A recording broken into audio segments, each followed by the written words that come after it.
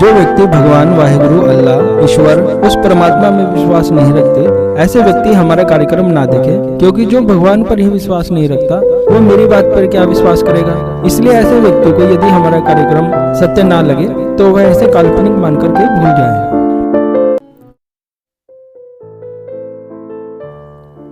यह पारस शिवलिंग पर नंबर 4 वाली वीडियो है। इससे पहले 3 वीडियो बनाई जा चुकी है। पहली वीडियो में आपने पारस लिंग को स्वर्ण भक्षण करते हुए देखा, दूसरे में चांदी खाते हुए देखा, तीसरी वीडियो में आपने शिवलिंग से द्रव्य को आर पार जाते हुए देखा। हमने पारस शिवलिंग के ऊपर 7 प्रकार की वीडियो बनाई है, इसलिए आपको 7 ही वीडियो को देखना चाहिए। नंबर 4 वाली वीडियो में मैं आपको बताऊंगा मैं पारस शिवलिंग को पारस शिवलिंग क्यों बोल रहा हूँ या पारस लिंग क्यों बोल रहा हूँ। आज से 27-28 साल पहले एक सिद्ध महात्मा ने मुझे पारस शिवलिंग से पारस लिंग बनाने की प्रक्रिया को बताया था, समझाया था। उनकी बातों को मैं आज आपको इसी कार्यक्रम में बता रहा हूँ, इसलिए आपको यह पूरे ध्यान पूर्वक सुनना चाहिए और देखना चाहिए। देखिए, सबसे पहले तो उन्होंने मुझे बताया जो भी बाजार में पारा मिल रहा है, इस पारे के अंदर व्यापारी लोग जो दुकानदार होते हैं वह कुछ केमिकल की मिलावट कर देते हैं। मतलब असली पारे में कुछ नकली केमिकल मिला देते हैं, जिससे कि पारे का वजन बढ़ जाता है। वजन बढ़ने से वह दुगने दाम में बिकता है। लगभग बाजार में मिलने वाला पारा लगभग 100% में से 30% या 20% की मिलावट वाला मिलता है। सबसे पहले ऐसे मिलावटी पारे को शुद्ध किया जाता है, जिससे कि यह मिलावट दूर हो सके।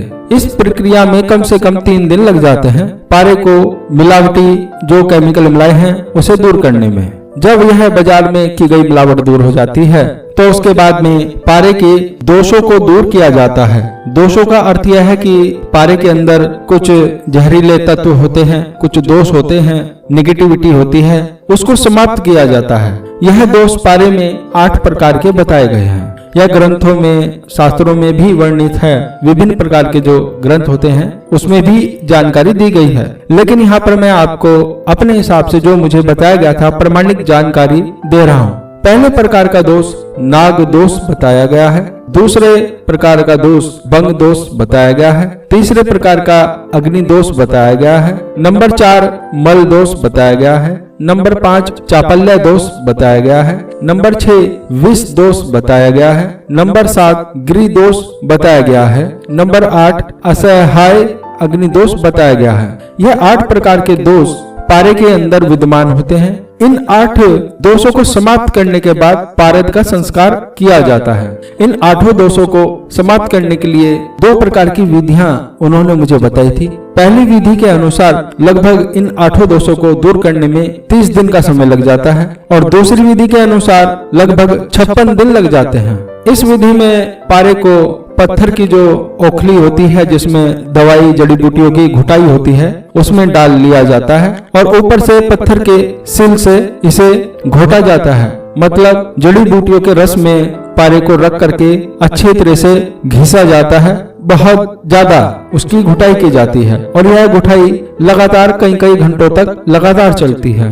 विधि के अनुसार इसकी घुटाई करी जाती है। किसी विधि में लगभग 12-12 घंटे तक लगातार घुटाई की जाती है। अब चूंकि पारद दोष दूर करने में और संस्कार दोष करने में सबसे जो कठिन कार्य है वह घुटाई का है, क्योंकि पारे को लगातार घोटना होता है, मतलब चलाना होता है। जो पत्थर की ओखली होती है उसमें मुसल रख करके उसे लगातार घुमाना होता है, जिससे कि पारा अच्छी तरह से रगड़ा जाए औषधियों के साथ में। और यह प्रक्रिया जड़ी बूटियों के रस के साथ में भी की जाती है। जो जड़ी बूटियां पाउडर फॉर्म में बनाई जाती है चूर्ण रूप में, उसके साथ भी की जाती है।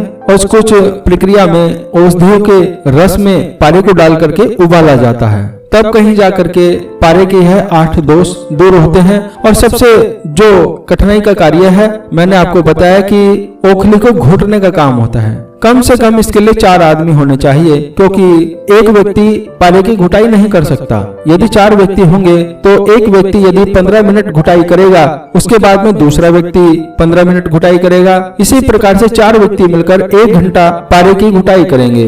इस प्रकार से 8-10 घंटे आराम से पारे की घुटाई हो जाती है। तो कम से कम पारे की घुटाई करने के लिए 4 आदमी तो होने चाहिए या कम से कम 2 व्यक्ति तो होने चाहिए। इसके बाद में 8 दोष दूर हो जाने के बाद में पारद के संस्कार किए जाते हैं। अब यह संस्कार 18 प्रकार के बताए गए हैं और यह संस्कार अत्यंत ही महत्वपूर्ण संस्कार होते हैं, क्योंकि इन्हीं के माध्यम से पारा वह दिव्यता को प्राप्त करता है, जिसके बाद में उस पारे से शिवलिंग या गुटिका या मुद्रिका का निर्माण किया जाता है। सबसे पहले जो संस्कार का नाम बताया गया है वह संवेदन संस्कार है, दूसरा मर्दन, तीसरा मूर्छन, नंबर 4 उत्थापन, नंबर 5 पातन, नंबर 6 रोधन, नंबर 7 नियमन, नंबर 8 दीपन, नंबर 9 ग्रासमान, नंबर 10 चारणा, नंबर 11 गर्भद्रुति, नंबर 12 ब्राह्यद्रुति, नंबर 13 जारणा, नंबर 14 रंजन, नंबर 15 सारण,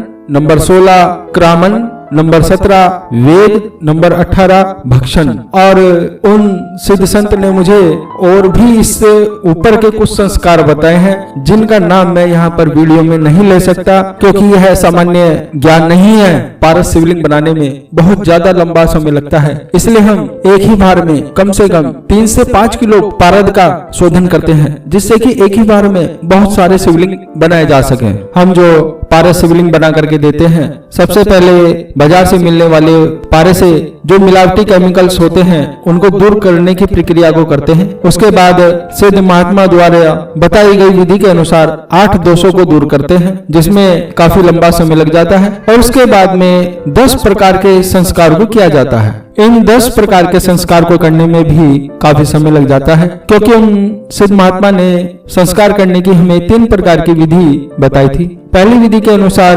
लगभग 30 दिन का समय लगता है। यदि दूसरी विधि के अनुसार संस्कार को किया जाए तो लगभग 3 महीने का समय लगता है।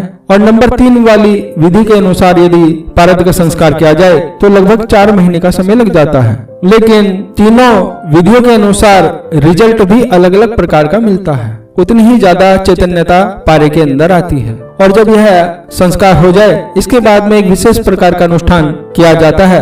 उस अनुष्ठान के बाद ही वह सामान्य पारा शिवलिंग बनाने में सहायक हो जाता है। और ऐसे सिद्ध पारे से हम शिवलिंग का निर्माण करके देते हैं। हम पारद शिवलिंग के साथ में सोने का वर्क, चांदी का वर्क भी देते हैं, जिसे आप अपने घर पर सोने का वर्क और चांदी का वर्क शिवलिंग को खिला करके देख सकें। और आप शिवलिंग से लिक्विड पारे को आर पार करा करके भी देख सकते हैं।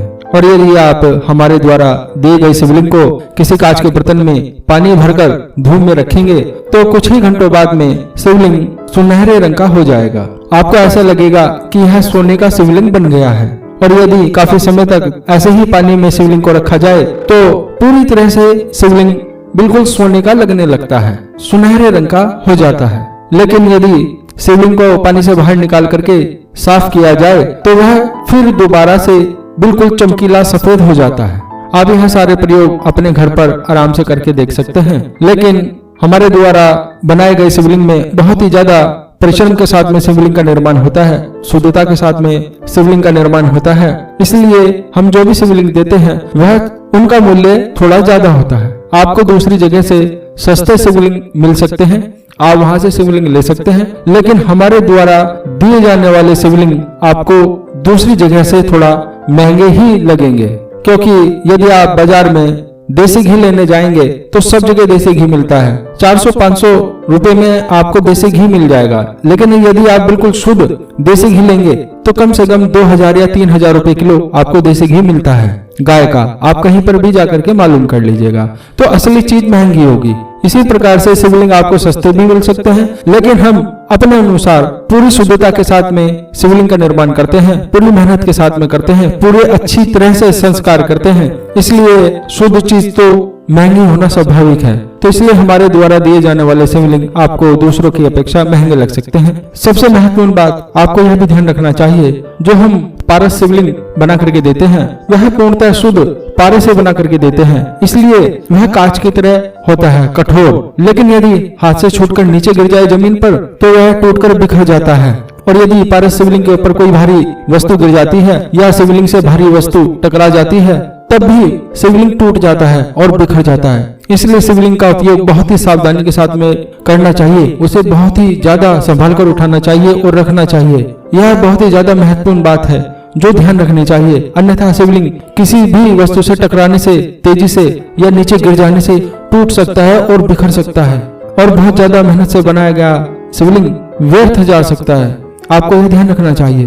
पारसलिंग और सामान्य पारद शिवलिंग से हमें क्या लाभ होता है, यह घर में क्यों स्थापना करनी चाहिए या इनकी पूजा क्यों करनी चाहिए और कैसे पारसलिंग से लोहा और तांबे को सोने में कैसे बदला जा सकता है, इसके बारे में जानकारी आपको नंबर 5 वाली वीडियो में दी जाएगी। इसलिए आपको नंबर 5 वाली वीडियो को अवश्य देखना चाहिए। आप सबके मंगल की कामना मैं भगवान शिव से करता हूँ।